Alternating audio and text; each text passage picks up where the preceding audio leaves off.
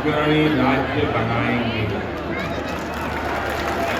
भाजपा का संकल्प है राजस्थान में भ्रष्टाचार पर कड़ा प्रहार करेंगे। भाजपा का संकल्प है बहनों बेटियों के लिए सुरक्षित माहौल बनाएंगे। राजस्थान बीजेपी ने जो वायदे किए हैं इन्हें पूरा करने के लिए हम जी जान लगा देंगे और आपसे किए ये वायदे जरूर पूरे होंगे, ये मोदी की भी गारंटी है।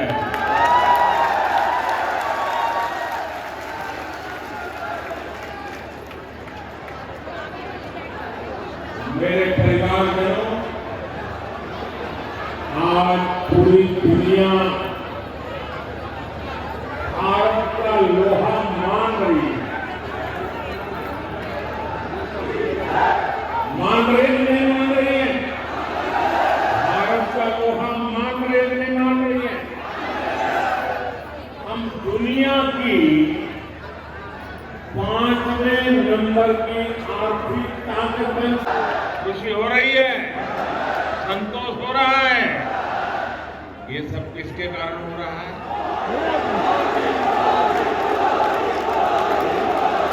किसके कारण हो रहा है? किसके कारण हो रहा है? किसके कारण हो रहा है? आपका जवाब पूरी तरह गलत। जी नहीं, ये मोदी के कारण नहीं, बल्कि ये कमाल आपका एक वोट कर रहा है। ये आपके कारण हो रहा है, क्योंकि आपने एक वोट देकर दिल्ली में स्थिर और मजबूत सरकार बनाई, इसलिए आज भारत हर मैदान में जीत रहा है।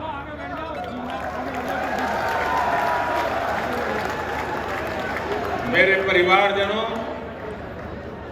एक तरफ तो भारत दुनिया में अग्रणी बन रहा है, दूसरी तरफ राजस्थान में बीते 5 वर्ष में क्या हुआ? क्या हुआ? 5 साल में क्या हुआ? 5 साल में जो बर्बादी हुई इसके लिए जिम्मेवार कौन है? राजस्थान को पीछा धकेलने के लिए जिम्मेवार कौन है?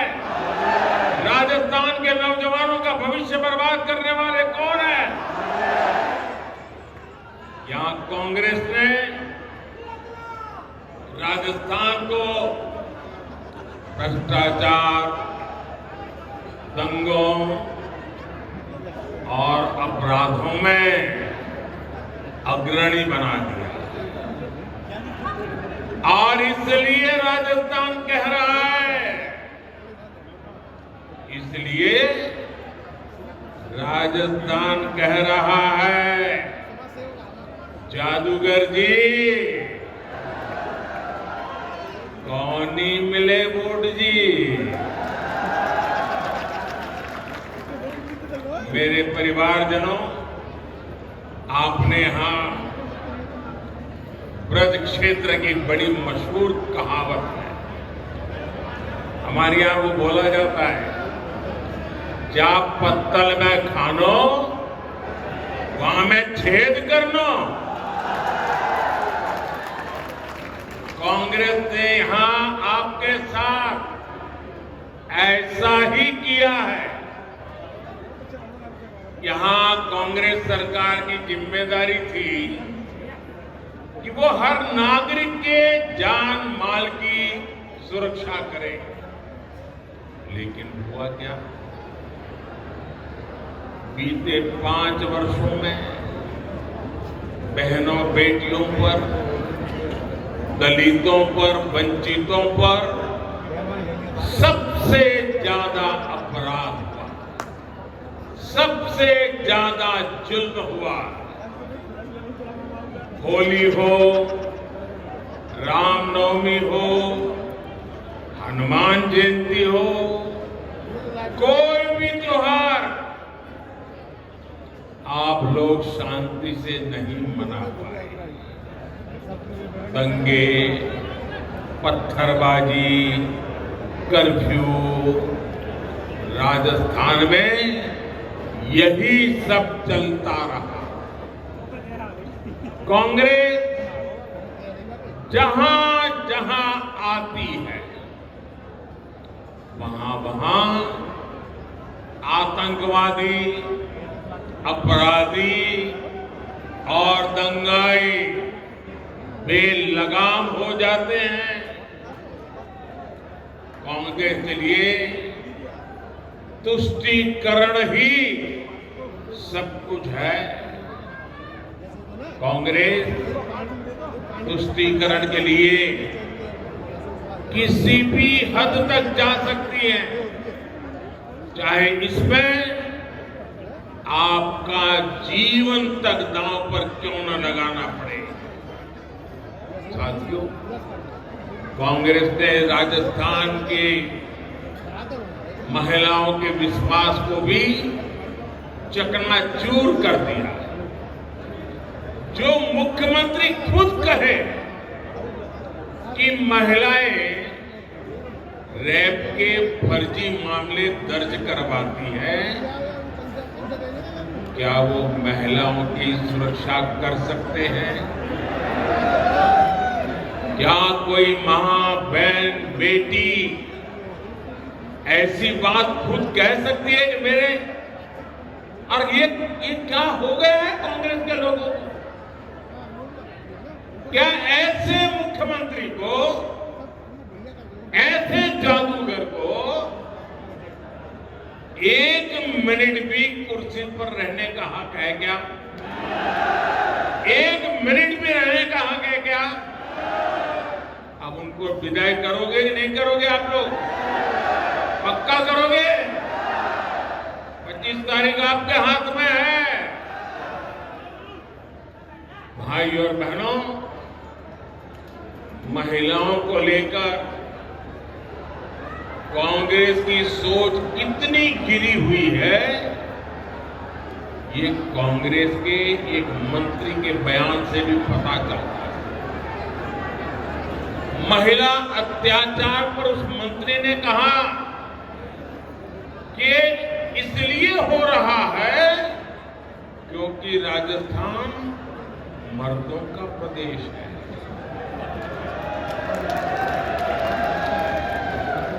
डूब मरो कांग्रेस के मरो। क्या भाषा बोलते हो आप? क्या राजस्थान के मर्द जिस मिट्टी के लिए मौत को आलिंगन करने वाले शौर्य से भरपूर यहाँ के मर्द होते हैं, यहाँ के मर्द बहन बेटी की इज्जत की जिंदगी के लिए खुद की जिंदगी दांव पर लगा देते हैं। बेटियों की इज्जत के लिए मरने मिटने में कोई जो मर्द है वो पीछे नहीं रहता। लेकिन उस राजस्थान में कांग्रेस के जादूगर के प्रिय मंत्री ये कहें कि तुम मर्दों का प्रदेश है और इसलिए बहनों को जुल्म होता रहता है। कांग्रेस को शर्म आनी चाहिए कि नहीं आनी चाहिए? इस राजस्थान के मर्दों की माफी मांगनी चाहिए नहीं मांगनी चाहिए? यहाँ की माताओं बहनों की माफी मांगनी चाहिए नहीं मांगनी चाहिए? क्या राजस्थान की कोई भी मां, बहन, बेटी इस बयान को स्वीकार कर सकती है? ये बयान राजस्थान के हर माता बहन के सीने में भाले की तरह चुभ रहा है। और कांग्रेस ने इस मंत्री को सजा देने के बजाय इनाम दे दिया है। टिकट दिल्ली वाले भी इससे सहमत हो गए और इसलिए दिल्ली में बैठे लोग वे भी इस बात से सहमत हो गए, इस पाप से सहमत हो गए और इसीलिए उनको टिकट दे दिया। सवाल ये उठता है कि जादूगर के पीएम मंत्री के पास वो कौन सी दूसरी लाल डायरी है कि दिल्ली को भी झुकना पड़ा और ऐसे व्यक्ति को टिकट देना पड़ा। दिल्ली में बैठे कांग्रेस के हर नेता को इस मंत्री की सच्चाई का पता है, लेकिन फिर भी इस मंत्री के पास तो ऐसी जानकारी है, दिल्ली में बैठे हुए लोगों की भी कोई जानकारी है, सब उससे कांपते हैं, टिकट दे दिया है। मैं आपको वादा करता हूं, यहां भाजपा की सरकार बनने के बाद उस राज को भी खोलने की कोशिश की जाएगी।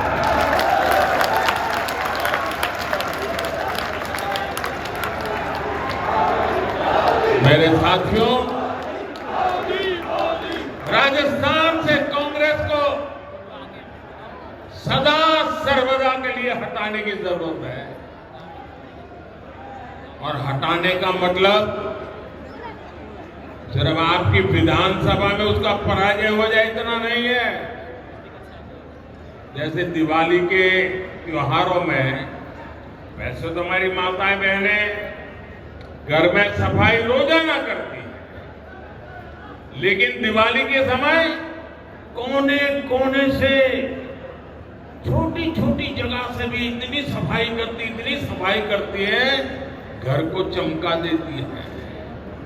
जैसे दिवाली के त्योहार में माताएं बहनें हर कोने की सफाई करती है ना, ये चुनाव भी वो दिवाली है। हमने ऐसी सफाई करनी है, ऐसी सफाई करनी है, किसी कोने में भी कांग्रेस बचनी नहीं चाहिए। करोगे? पक्का करोगे? तब तो देव दिवाली ऐसी मनेगी, ऐसी मनेगी।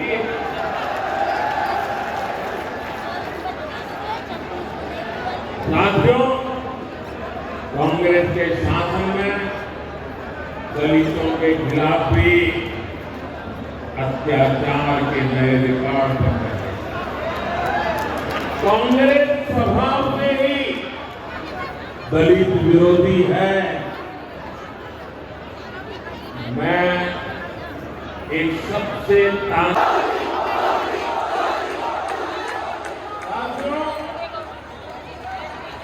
मैं आज सबसे पहले राजस्थान भारतीय जनता पार्टी को, यहाँ के सभी नेताओं को बहुत बहुत बधाई दूंगा, क्योंकि राजस्थान भाजपा ने एक शानदार संकल्प पत्र जारी किया। भाजपा का संकल्प है राजस्थान को देश का, चुनाव के बाद ये यात्रा गुजरेगी। पीएम आवास हो, गैस कनेक्शन हो, जल से के लिए भी देश को पहला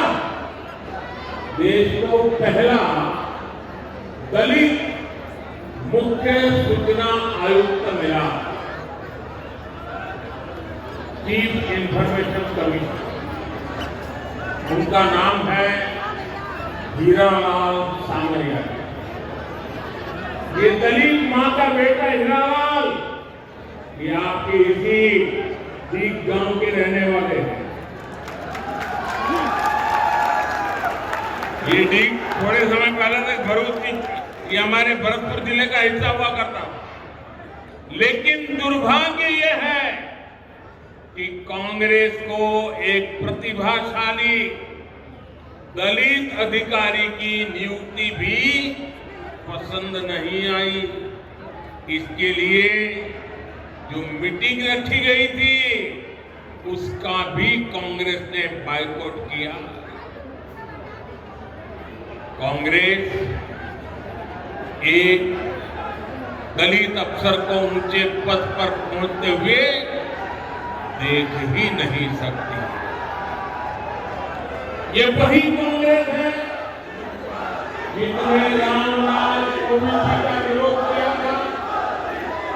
ये वही कांग्रेस है जिसने बाबा साहब अम्बेडकर को हमेशा अपमानित किया। कांग्रेस ने दो बार बाबा साहब को चुनाव में हराया, उन्हें राजनीति से दूर करने की कोशिश की, जबकि ये भाजपा है जो बाबा साहब से जुड़े पुण्य स्थलों को पंचतीर्थ के तौर पर विकसित कर रही है। बाबा साहब के बाद दशकों में दूसरा दलित कानून मंत्री भी भाजपा ने ही बनाया है। हमारे राजस्थान के ही अर्जुन राम मेघवाल जी आज देश के बड़े बड़े कानूनों को बनाने में बड़ी भूमिका निभा रहे हैं। मेरे परिवारजनों,